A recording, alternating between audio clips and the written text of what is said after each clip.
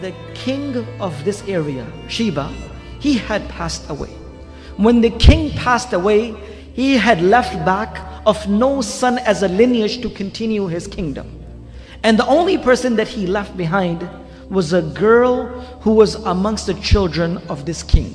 At this moment, Athalabi, a historian, he writes that after this girl, she was a young girl, a man was given the responsibility to become the king after the king had passed away. This man became the new king of Sheba. A lot of corruption and a lot of mischief prevailed in the area of Sheba. And of course, this girl who had lived her life in true honesty by seeing her dad to be the true leader of Sheba, she could not realize and she could not take this. That how can the kingdom of her dad be destroyed in a specific manner? So when she grew a little older, she herself decided to marry this individual. When she had married him on the first night, it is mentioned by Ibn Kathir rahmatullah alayhi himself that she gave him a lot of wine to drink. So much to an effect that he became drunk, and the same night she assassinated and slain him, and the next morning she took over the tribe of Sheba and she became the queen of Sheba at this time. This is the narration of what Ibn Kathir rahmatullah alayhi writes, the beginning of how a woman became the leader of the people of Sheba at this time. The story of Sulaiman alayhi salam, Hudhud, Bilqis starts from this incident. Sulaiman alayhi salam looks towards the people, and Sulaiman alayhi salam says that verily I do not find Hudhud around this area. He said, if I do not find Hudhud very soon, either I will punish Hudhud by cutting the throat of Hudhud, meaning killing Hudhud, or I will give him the most severest of the punishment. After a little while, Sulaiman alayhi salam, while looking amongst the many animals, the jinns and the humans which was beneath his kingdom, finally he found Hudhud come. And he says, Hudhud, you will not be accepted amongst us until you give me a strong excuse. So at this point, Hudhud said that I will give you such a news that you have never heard of before. And the news which will amaze even you of what has happened to a certain group of people.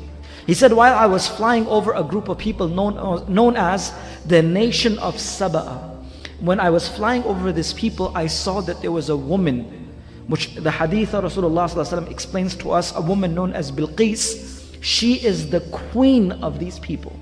And she governs the entire town and tribe of Sabá. And they have two things that they do.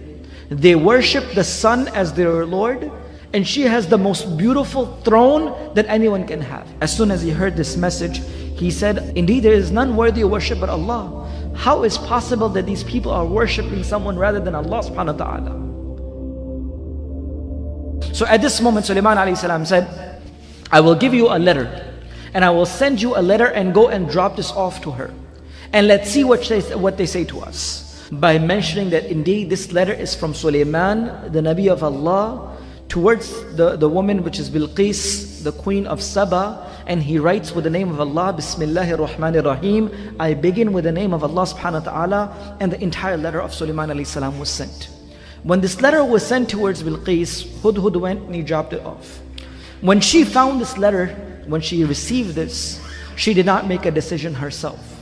She consulted with all the chieftains, all the chiefs of her kingdom. She gathered them together. And she says, I will not make a decision until I take each and every of your opinion. Because I am the one who don't make decision until you approve of it.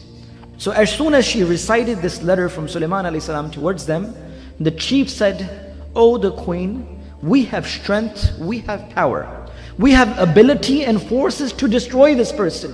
Why don't you give us a chance? The queen of Sabá, known as the queen of Sheba, Bilqis, she was a very intelligent and a smart woman.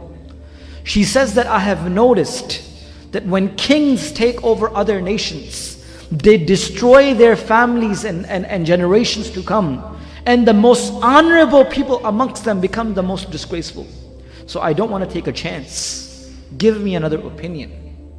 So then she thought of an idea to send some gifts to Sulaiman alayhi salam.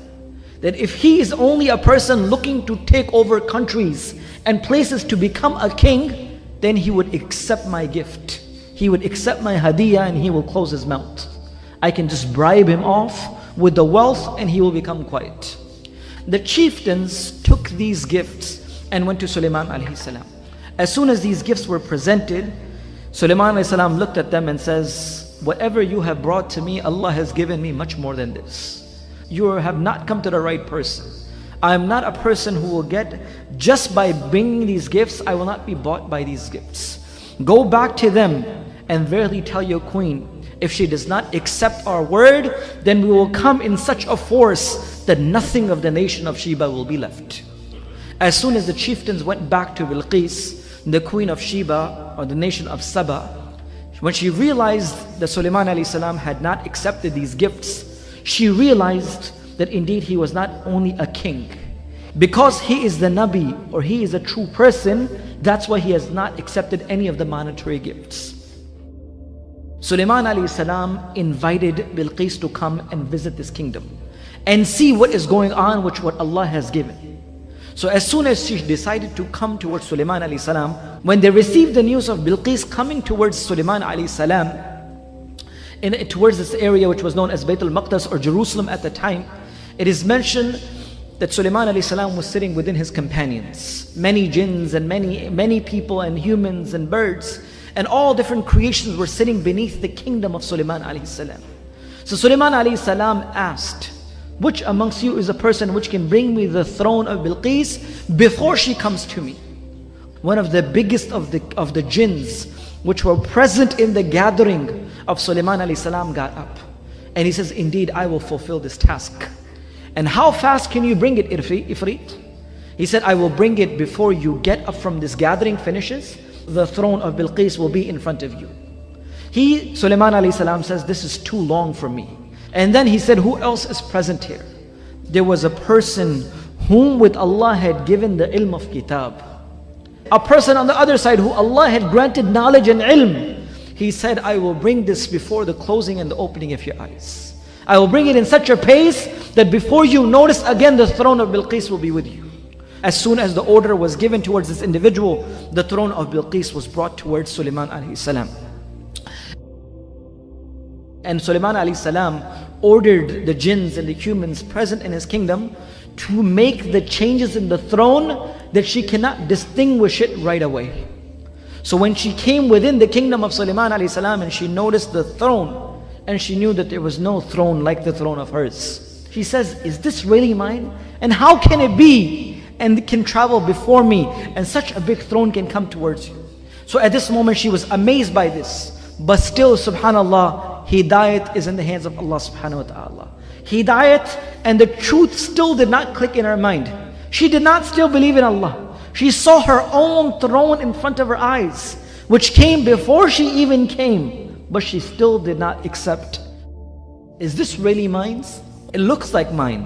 So Sulaiman alayhi salam says, indeed it is yours. And she was surprised and stunned by this action, and she knew that indeed this person had given much more than what we were expecting. The ayat of the Quran continues, in which Sulaiman alayhi salam invites her to come within the palace that Allah subhanahu wa ta'ala had given Sulaiman alayhi salam.